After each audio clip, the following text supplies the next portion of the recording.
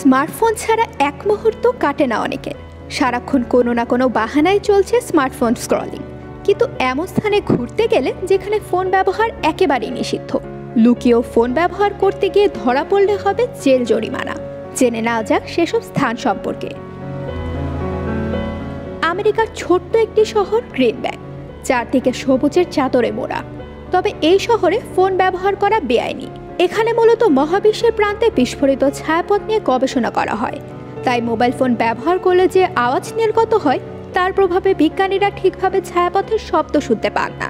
তাই এ শহরে wifi, phone, microwave সহ বিভিন্ন যন্ত্রপাতি ব্যবহার নিষিদ্ধ। শ্রীলঙ্কার ইয়ালা জাতীয় উদ্যান, এখানে বন্যপ্রাণীদের রক্ষার জন্য 2015 সাল থেকে মোবাইল ফোন বহন ও ব্যবহার নিষিদ্ধ করেছে কর্তৃপক্ষ। মূলত গাইডরা বন্যপ্রাণীদের দেখার ও ছবি তোলার জন্য সারাক্ষণ ফোন ব্যবহার করতেন, যার ফলে বিরক্ত হতো প্রাণীগুলো। তারপর থেকে এ সিদ্ধান্ত নেওয়া হয়। 2012 সালে ক্যারিবিয়ান বিচের এলিট আইল্যান্ড রিসোর্টে ফোন ব্যবহার নিষিদ্ধ নীতি চালু হয়। এখানকার সব সৈকতে নিষেধাজ্ঞা লেখা সাইনবোর্ড রয়েছে। এমনকি চেক ইন করার সময় এই নীতিগুলো সম্পর্কে পর্যটকদের অবহিত করা হয়। মূলত পর্যটকরা যেন সমুদ্রের কাছাকাছি থেকে পুরো সময়টা উপভোগ করতে পারেন, সেজন্যই এই ব্যবস্থা। সিস্টাইন চ্যাপেল ইতালির এক বিখ্যাত উপাসনালয়। পবিত্র এই উপাসনালয়ের ভেতরে ফোন নিয়ে ঢোকা একেবারেই নিষিদ্ধ। দক্ষিণ ভারতের তামিলনাড়ুর মন্দিরগুলোতে ফোন ব্যবহারে কঠোর নিষেধাজ্ঞা রয়েছে।